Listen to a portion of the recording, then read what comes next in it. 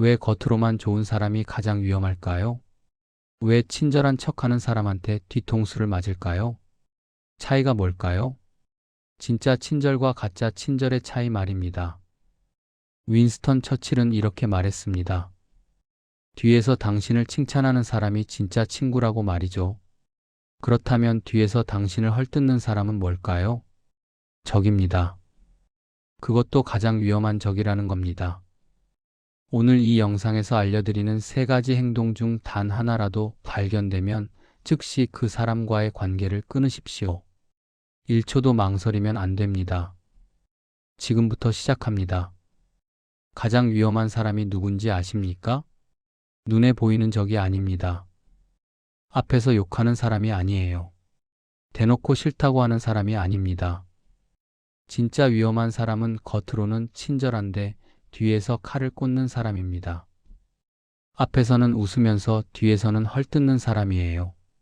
당신한테는 좋은 말 하면서 다른 사람한테는 당신 욕하는 사람 말입니다. 이런 사람들이 가장 무섭습니다. 왜냐하면 당신이 모르기 때문입니다. 당신은 그 사람을 좋은 사람이라고 생각하고 있는데 그 사람은 이미 당신을 망가뜨리고 있는 겁니다. 엘리너 루즈벨트는 이런 말을 했습니다. 위대한 사람은 아이디어를 논하고 평범한 사람은 사건을 논하고 소인배는 다른 사람을 논한다고 말이죠. 그렇다면 뒤에서 계속 다른 사람 얘기하는 사람은 뭘까요? 소인배입니다. 절대 가까이 하면 안 되는 사람이라는 겁니다. 그런데 문제는 이런 사람들이 겉으로는 너무 좋아 보인다는 겁니다.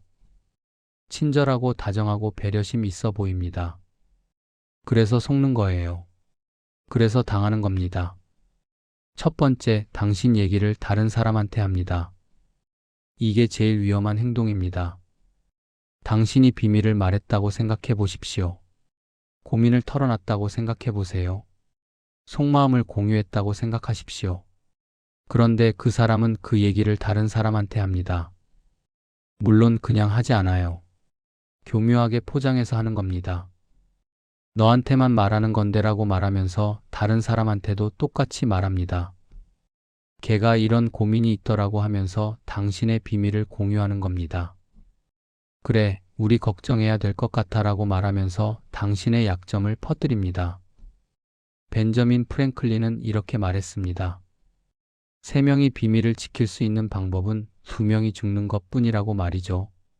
비밀을 지키는 게 얼마나 어려운지 말하는 겁니다. 그런데 어떤 사람들은 아예 비밀을 지킬 생각이 없어요. 당신의 비밀을 화폐처럼 사용합니다. 다른 사람과 친해지기 위해 당신의 비밀을 거래하는 겁니다. 저 사람이랑 친해지고 싶어. 그러면 당신 얘기를 합니다. 이쪽 사람한테 잘 보이고 싶어. 그러면 당신 약점을 공유하는 겁니다. 신뢰를 배신하는 게 아니라 애초에 신뢰라는 개념이 없는 사람들입니다. 특히 이런 패턴을 보십시오. 당신한테 다른 사람 얘기를 하는 사람 말입니다. 어에 대해서 B한테 험담합니다. B에 대해서 C한테 뒷담합니다. C에 대해서 당신한테 수군댑니다. 너한테만 하는 얘긴데라고 말하면서요. 그런데 생각해 보십시오. 이 사람이 A 얘기를 당신한테 한다는 건 뭘까요? 당신 얘기도 다른 사람한테 한다는 겁니다. 100% 그렇습니다. 예외가 없어요. 당신만 특별할 거라고 생각하십니까? 아닙니다. 당신도 그냥 그 사람의 화제거리 중 하나일 뿐입니다. 이런 사람들은 당신의 약점을 수집합니다. 언젠가 필요할 때 쓰려고 말입니다. 지금은 친한 척하지만 나중에 사이가 틀어지면 그 약점을 사용하는 겁니다. 당신이 한 말을 왜곡해서 퍼뜨립니다. 당신의 고민을 비웃거리로 만듭니다. 당신의 비밀을 무기로 사용하는 겁니다. 그래서 이런 사람은 즉시 끊어야 합니다. 1초도 망설이면 안 되는 겁니다. 두 번째, 공로는 가로채고 책임은 떠넘깁니다. 앞에서는 당신을 칭찬하는 척하지만 뒤에서는 자기 공로로 만드는 겁니다.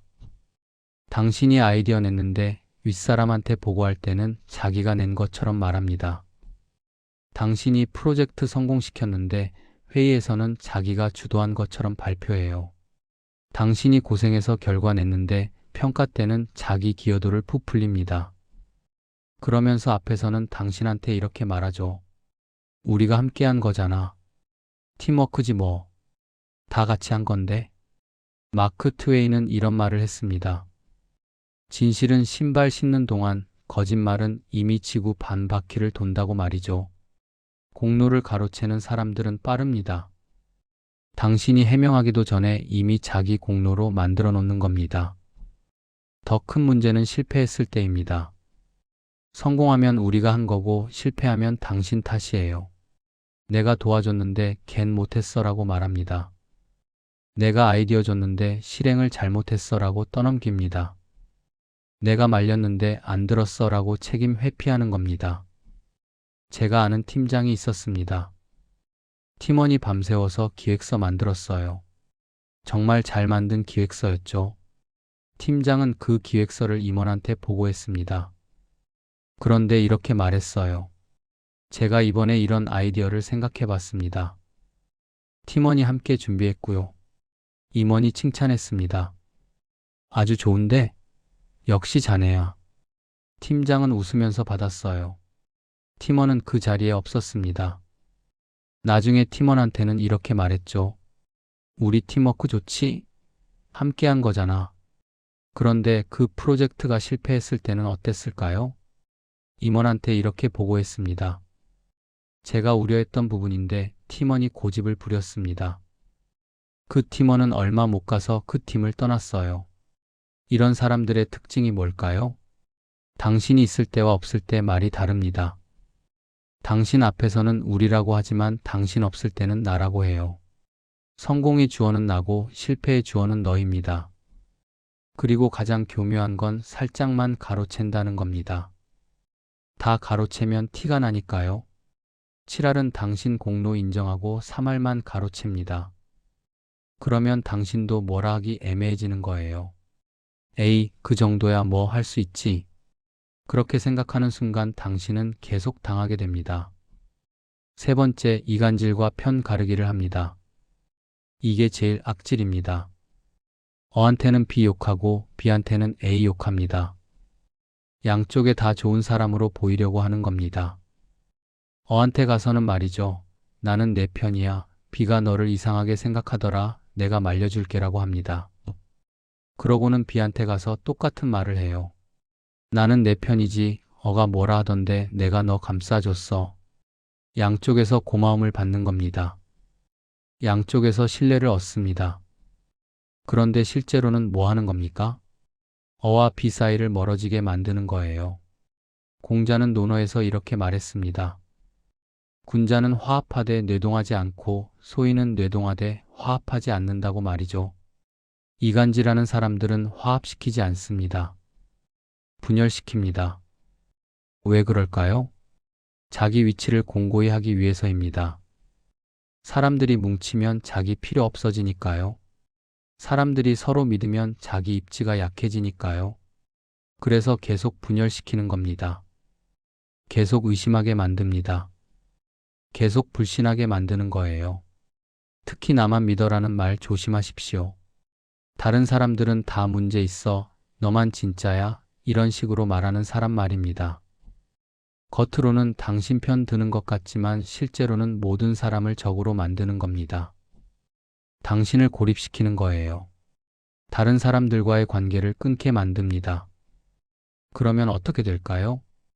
당신은 그 사람한테 의존하게 되는 겁니다. 다른 사람들 다 믿을 수 없고 그 사람만 믿을 수 있다고 생각하게 됩니다. 그게 바로 그 사람의 목적입니다. 또 이런 패턴도 있어요. 정보를 불균등하게 나눠주는 겁니다. 어한테는 이 정보 주고 B한테는 저 정보 줍니다. 그러면 어와 B가 같은 상황을 다르게 이해하게 되죠. 당연히 의견이 안 맞습니다. 싸우게 됩니다. 그 사이에서 그 사람은 중재자 역할합니다. 내가 정리해 줄게. 내가 조율해 줄게. 이러면서 존재감을 키우는 거예요. 문제를 해결하는 게 아니라 문제를 만들어 놓고 해결하는 척하는 겁니다. 제가 경험한 일입니다. 어떤 프로젝트 팀이 있었어요. 팀원들끼리 자꾸 의견이 안 맞는 겁니다. 이상했어요. 다 좋은 사람들인데 왜 이렇게 충돌이 많을까? 나중에 알고 보니 한 팀원이 문제였습니다. 그 사람이 각자한테 다른 얘기를 했던 거예요. 어한테는 B가 내 아이디어 별로래. B한테는 C가 내 방식 불편해. C한테는 어가 불만 많더라. 다 거짓말이었어요. 사람들을 서로 불신하게 만든 겁니다. 자기가 중심에 있고 싶었던 거죠. 그 사실이 밝혀졌을 때 팀은 그 사람을 내보냈습니다. 그러자 신기하게 팀 분위기가 완전히 좋아졌어요. 그렇다면 이런 사람들을 왜 즉시 끊어야 할까요? 첫째, 당신의 평판을 망칩니다. 당신이 모르는 사이에 당신 얘기가 퍼집니다. 왜곡되고 과장되고 변형돼서요. 나중에 당신이 해명해봤자 소용없어요. 이미 소문은 다 퍼진 상태입니다. 둘째, 당신의 기회를 빼앗습니다. 당신이 노력한 결과를 다른 사람이 가져갑니다. 당신이 받아야 할 인정을 다른 사람이 받아요. 당신의 성장 기회를 다른 사람이 챙겨가는 겁니다. 셋째, 당신을 고립시킵니다. 다른 사람들과의 관계를 망가뜨립니다. 당신이 의지할 곳을 없앱니다. 그리고 자기한테 의존하게 만드는 거예요. 그렇다면 어떻게 대응해야 할까요? 즉시 끊으십시오. 설명 들을 필요 없습니다. 확인할 필요 없어요. 변명 들을 필요도 없습니다. 한 번이면 충분합니다. 당신 얘기를 다른 사람한테 한다는 걸 알았다면 끝입니다. 공로를 가로챈다는 걸 발견했다면 끝이에요. 이간질한다는 걸 확인했다면 끝인 겁니다. 기회를 더 주지 마십시오. 사람은 변하지 않습니다. 특히 이런 사람들은 절대 변하지 않아요. 조용히 멀어지십시오. 공개적으로 단절할 필요 없습니다. 싸울 필요도 없어요. 그냥 자연스럽게 거리를 두는 겁니다. 연락을 줄이십시오. 만남을 피하십시오. 개인적인 얘기를 하지 마십시오. 비밀을 공유하지 마십시오. 프로젝트를 같이 하지 마십시오. 최소한의 예의만 지키고 거리를 두는 겁니다. 상대가 왜 그러냐고 물어봐도 애매하게 넘기십시오. 바빠서 그래. 요즘 정신없어. 이렇게 말하고 거리를 유지하는 겁니다. 그리고 절대 당신의 약점을 더 보여주지 마십시오. 이미 그 사람은 당신에 대해 많이 알고 있습니다. 더 알려주면 안 됩니다. 더 많은 무기를 주는 거예요. 당신이 힘들어하는 모습 보여주지 마십시오. 당신이 화내는 모습 보여주지 마십시오. 그게 다 소재가 됩니다. 담담하게, 침착하게 거리를 두십시오. 나 자신도 점검해 봐야 합니다. 나는 뒤에서 남 얘기하지 않습니까? 나는 공로를 정직하게 나눕니까? 나는 사람들을 연결합니까? 아니면 분열시킵니까?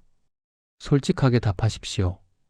혹시 내가 누군가한테 그런 사람은 아닐까 생각해 보는 겁니다. 앞뒤가 다른 사람이 되지 않으려면 매일 점검해야 합니다. 내가 오늘 누구 얘기를 했는지 말입니다. 내가 오늘 누구의 공로를 인정했는지 말이죠. 내가 오늘 누구를 연결시켜줬는지 확인하는 겁니다. 겉으로만 좋은 사람이 가장 위험합니다. 친절한 척하면서 뒤에서 칼 꽂는 사람 조심하십시오. 당신 얘기를 다른 사람한테 하는 사람 즉시 끊으십시오. 공로를 가로채고 책임을 떠넘기는 사람 멀리하십시오. 이간질하고 편 가르는 사람 관계를 정리하십시오. 1초도 망설이지 마십시오. 이런 사람들은 당신의 인생을 망칩니다. 당신의 시간을 빼앗습니다. 당신의 에너지를 소진시키는 겁니다. 오늘 당장 관계를 정리하십시오. 당신의 인생이 달라질 겁니다. 이 영상이 도움이 되셨다면 좋아요와 구독 부탁드립니다. 그리고 댓글로 알려주세요. 당신은 어떤 경험이 있으십니까? 다음 영상에서 뵙겠습니다. 감사합니다. 바른 라디오였습니다.